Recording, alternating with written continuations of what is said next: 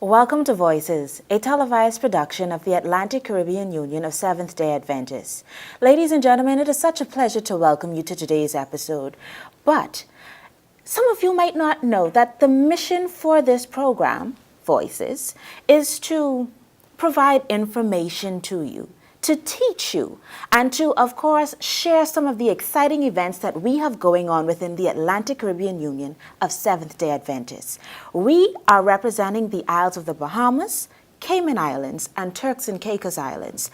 And so within the region that is known to us, our union, for this year in 2018, thus far, we have with us Pastor Peter Kerr, who serves as our Executive Secretary, who will share what exactly has been going on within the union as it relates to us increasing our membership, bringing in the sheaves, as we like to say. Ladies and gentlemen, help me welcome Pastor Peter Kerr.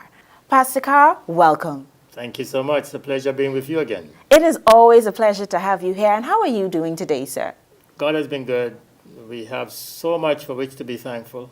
I think I'm having a good day. Wonderful. Thank you for asking. How Now- is it for you? Oh, I am wonderful. I am blessed. Happy to hear Yes. it. So, Pastor, every episode our guests see this thing behind me, and it says, Lord, transform me, total member involvement. And I am certain that there are some persons who are not certain as to what this whole program is about.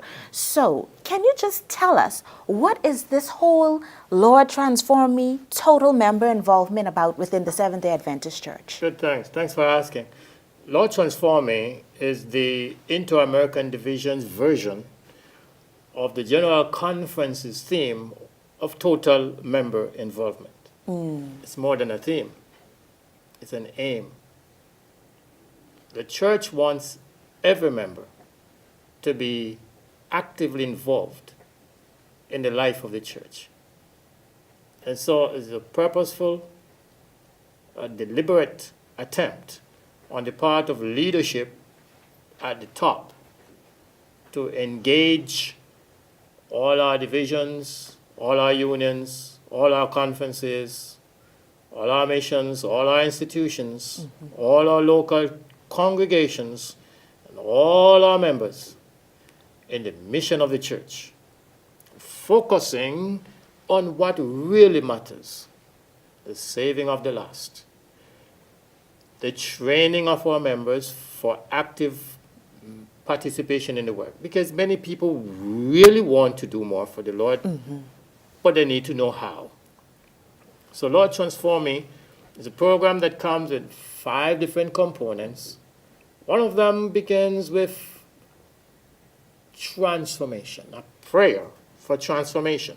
Inter-America believes that for total member involvement to really happen, God has to first do something to the member. And it is I sensing my need of prayer, and I sensing my need of a new, vibrant relationship with God, a transformational relationship with God that leads me to say, Lord, do a work upon my heart. Make me into what you want me to be. Remove from me what's not right, and place within me that which is good. Change me and make me new. Lord, transform me. All that we do to lead to that transformation, reading the scriptures, praying, studying the word, engaging in a church attendance and prayer meetings, all these are aspects of the need for transform and live. When the transformation takes place, that's the time we begin to really live. Because when we can only live spiritually when Christ lives within. In us, yes. And so once that begins to happen, we want to learn, how do we do it? So there come explore and learn the other component. I want to know, what can I do for my Lord? How can I do Bible studies? What's my skills? I need to know them. This helps us identify our skills and our gifts and abilities. And we bring them to the church, and we talk to the leadership. The leadership trains and helps us and into using these skills and gifts and abilities for advancing God's cause. Every member of the church is to be put to work. Once there is a willing heart and a willing soul, the church has a duty to help train and equip these people for mission.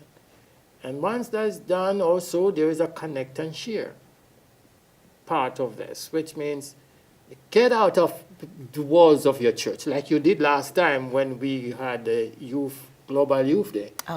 Oh, how meaningful that was. Yes. When our members got from within the enclosures of our church and began to connect with our people within our communities. Yes, certainly. And that is connecting and sharing. When people see more of that, they realize the relevance of your church. Your church is not relevant if you're locked up within some walls with your AC turned on. Nobody outside the gate can hear what's happening on the inside. But when you open up those doors and step outside and connect with people and sharing what you have, helping them with their areas of needs and touching lives and bringing change, that's the gospel. That's the Jesus method. You're winning their confidence. You're ministering to their needs. Yes. You are identifying with them. You're showing that you love and care. And you bid them come follow me. Oh, that is proclaim and reap. They've come now to your meetings. They followed you to a crusade. They followed you to church. They hear the gospel told from the pulpit. They respond in love for Christ. They feel now that they're connected to a loving, caring family. Right. And now they become disciples. They are one to Christ, and they become disciples, and they go help you make more disciples for Christ. We do everything we can to conserve the gains we make within the church. That is conserve and discipling. So there's a whole program that engages the entire membership of the church. There's not a soul to waste, and there is no time to spare. The moment is now. Every member's got to hear the rallying cry, whom shall I send, and who will go? And everybody got to sense that passion, that burning passion within them to say, Lord, I'm ready, let me go. And that's what total member involvement is all about. You like it? Yes, I do. Pastor, it sounds so intrinsic to our Christian journey, because I think our viewers, and myself, we have to recognize as a church family that we are humans, and the only way that we can impact others is if we allow God to work in us first. And so that's why your first point is so poignant, because we have to be transformed first through prayer and supplication. Amen. That's what I was hearing. Yes, you're correct. You're correct. And the church wants to help us to make it happen. So it makes it easy. Let me show you an easy way that every member could be involved. It's coming up on the 21st of April. This very month, 2 Sabbaths from now, this book, The Power of Hope. Show us the book, Pastor. The Power of Hope. This is the missionary book of the year for the church globally. Every Seventh-day Adventist believer is to be distributing this book on April the 21st. It's a book that offers hope in overcoming depression, anxiety, guilt, and stress. It deals with addictions and how to overcome them, how to deal with the monsters within us. A powerful tool. I have been working with these. In fact, as an immigration officer, stamp my passport, I get one. Or a custom officer sends me through the line, they receive one. I am passing through the airport, I sit beside someone, I will share a book. It's easy. And there is a link. What's the link, Pastor? There's a link, an app that is available that you can download on your phone, your cell phone. You just need to type in Sharing Hope. Sharing Hope. Sharing Hope. And there you will find reading resources that you will find all these little books online. You'll find Steps to Christ. You'll find all the previous books of the year, missionary books of the year, and other reading material, tracts, and other literature that you could actually read for yourself and you could forward to a friend, recommend to a friend. That's one of the easiest way to share a book. Now, what we expect from the members on April 21 is that on this coming Sabbath, we're expecting that these books will be dedicated in our churches. The Sabbath is which date again? The Sabbath is April the 21st. Okay, April Yes? the 21st, yes. Yes. Well, 1 week before that Sabbath, Yes, Sabbath previous to that, we are expecting that that would be the 14th. on the 14th, indeed. Yes, sir. Thank you. On the 14th, we're expecting that these books will be dedicated at some point around the conference in one church somewhere. And or in all the churches, whatever stock of books the churches receive to be distributed would be dedicated.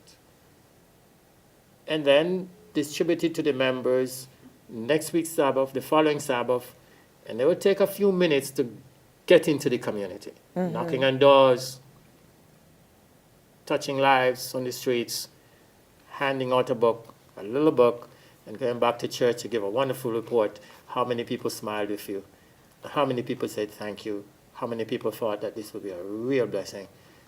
And the people will feel that, well, you know what? I could not preach. I could not teach my Sabbath school class. I couldn't even sing on the choir. I don't have the voice to sing. That's right. I can't do some things that if others are doing. I can't be a wild leader, but I felt happy. I went out today. I gave out a dozen books, and everybody was so happy for it. And those 12, or if it's a 6 or 3 books you gave out, what a mighty difference it could bring. The book will go to places where preachers cannot go, and it will do things that preachers cannot do. Somebody will take this book thousands of miles away, and who knows, when the preacher's voice is silent, these books are still speaking. Yes, yes, Pastor. I can attest to the power that your books, these books that the church have been giving out already, has been truly ministering to the lives of, I would like to say, my customers. Because they're not all my clients, but my customers, anyone who walks into the office. And if they have to wait, I have the books right there. And sometimes you just see them picking it up, scrolling through very quickly, and then they think they have to put it back because it's now time to leave. And then we just say, well, the book is yours if you want to take it. And I assure you 100% of the time, they want to take the book. Yes. And so I think these books are great expressions of our faith and sharing the message that God has given to us to share to the world. Indeed. In an easy way for those of us who might not be as bold as to go up to someone and say, well, do you love the Lord? Yes. Do you want this book? Just as you would have said. Yes. And so I want to thank the church as a member for helping me to get my feet wet in Yes. ministering to people outside of the walls of church. And I think it's the same type of testament that you would have with other members within the Seventh-day Adventist Church. Indeed. Yeah, it is true. Hope is something we all need. You can't live without it. Live with anything else. You can't survive without hope. There are too many people who have lost hope. There are too many who have given up on any reason for living. There are too many who are becoming victims of their circumstances. There are too many who are committing suicide, for they can't find any reason for living. Nobody has provided them hope. It is critical that we do everything we can to circulate this book around. In our division, we are hoping that 5 million copies of these books will be distributed in the month of April. In our union, we are only asking our members to distribute 30,000 copies. And we think that we should not be seeing any boxes of these stocking up anywhere around in our churches, our conferences, or mission offices, because we want them to be in the hands of people who need hope. On that note, Pastor, we will take a break. Ladies and gentlemen, please stay tuned. We will continue this conversation with Pastor Kerr. We will be right back. several days ago, I received an email from a friend of mine in the United States who was traveling from one of the bigger cities in the United States to another city in another part of the United States that would take 50 minutes. And while they were getting comfortable on the flight, the pilot did something very unusual, something that does not happen today. The pilot left the cockpit, came into the area where the passengers were, and the pilot did two things. The pilot said that we are going to have some turbulence on this flight. It's going to be a rough flight. However, no one need to be afraid because I will always be with you.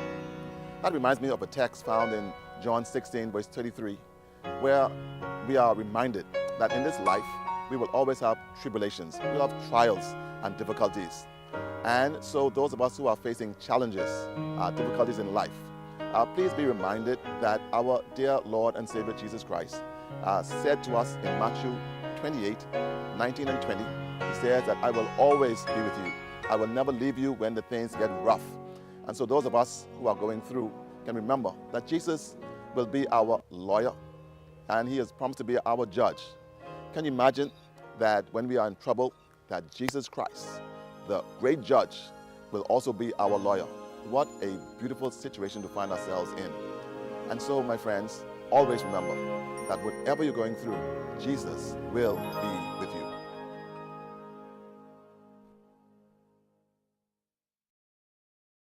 Welcome back to Voices. I'm your hostess, Siobhan Sherman, and we have been having such a wonderful discussion with Pastor Peter Kerr, the Executive Secretary of the Atlantic Caribbean Union.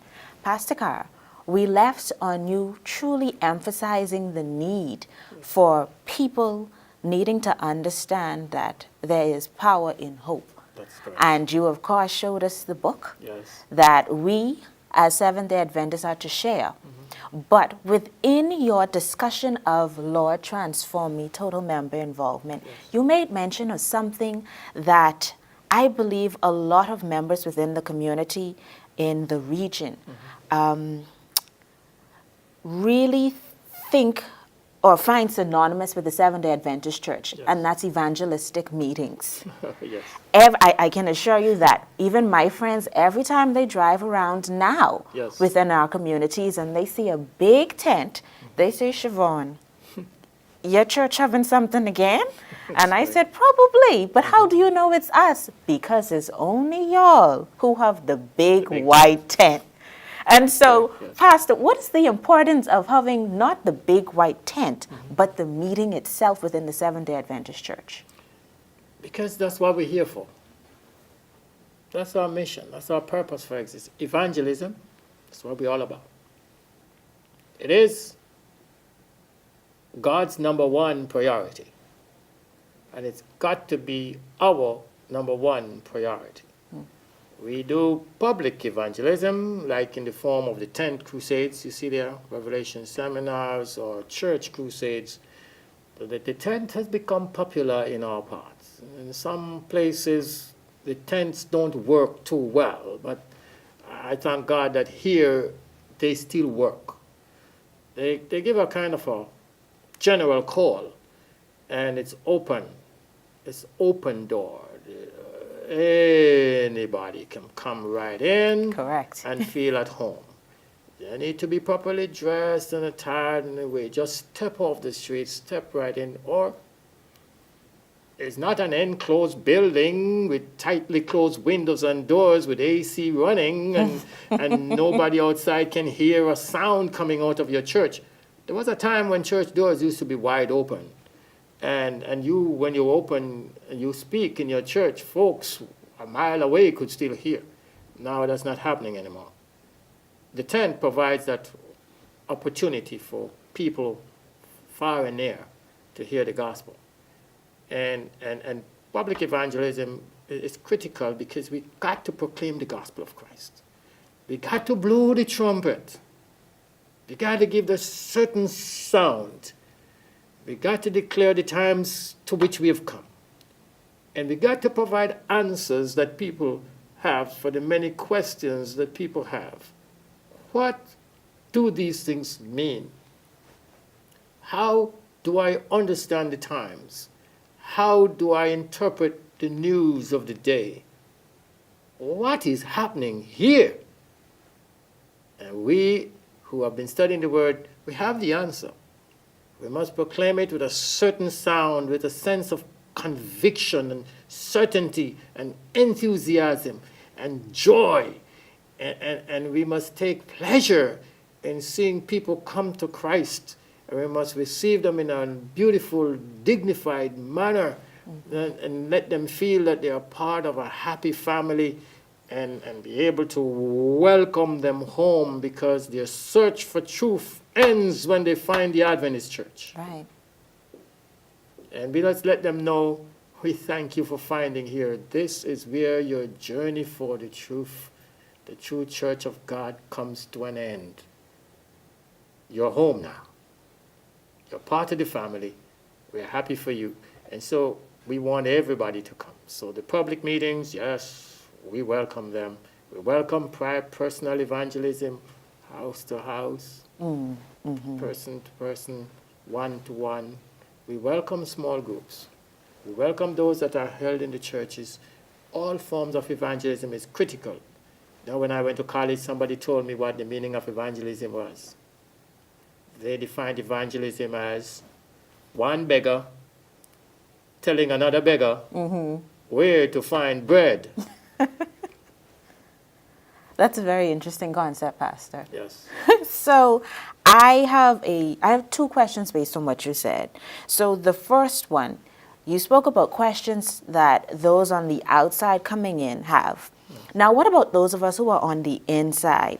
As it relates to these meetings, I want to say misconception often is that these meetings are only held just to add numbers to the church, and that's it. But based on what you said, that's not the case at all. That's correct. We're here to minister to people. Yes. And so I just want to clarify that point. That's correct. You're correct. Yeah, I want to bring that home. I'm glad you do that. I'm glad you say that, because it's not a number game here. We're not playing we cannot play a game with precious souls. These are people, not number. And that is what you heard me say. We receive them with dignity, Yes. and class and respect. We want them to feel that way when they enter our fold. And we have to make it easy to process them for membership in our church. And you hear me talk about the family. Yes. You hear me say, welcome home. That's the kind of feeling that a member must have when they leave where they are to come to us. Because there's some folks who are leaving churches where they are well loved and respected. Yes. They're not leaving their churches because they didn't like it there.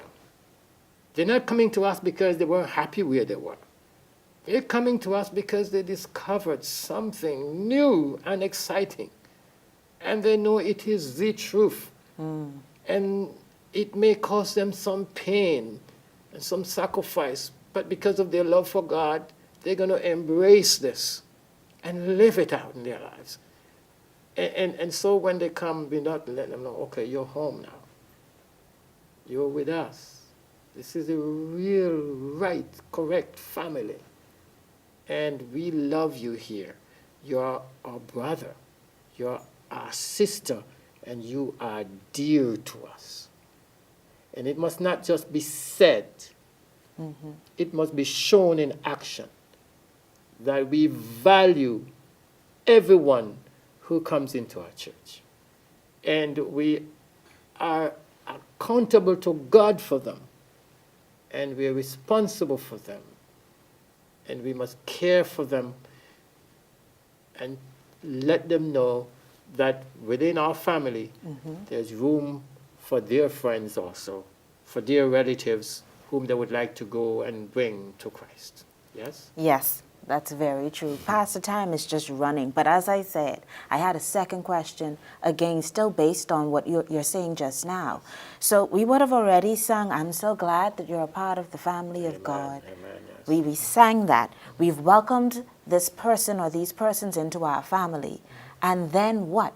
What is their role now as new members into our church? What are they supposed to do now that they're here? Okay, great. A cycle continues. We bring to Christ, and those who come, Once they come, it becomes their duty to bring others.